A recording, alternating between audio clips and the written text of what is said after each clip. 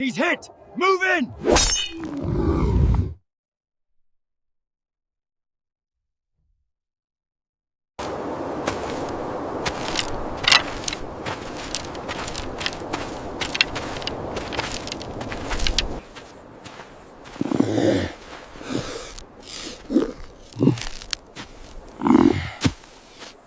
Look, water!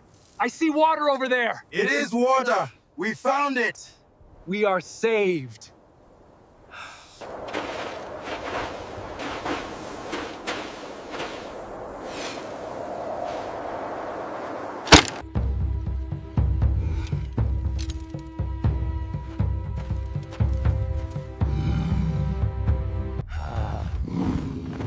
Get back!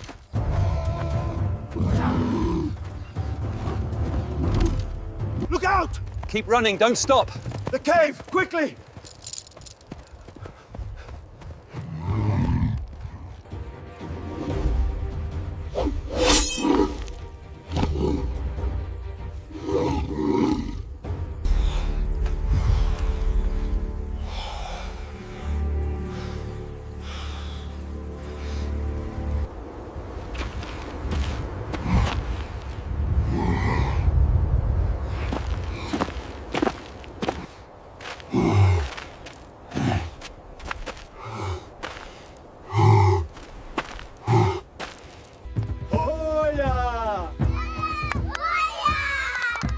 We celebrate the great hunt!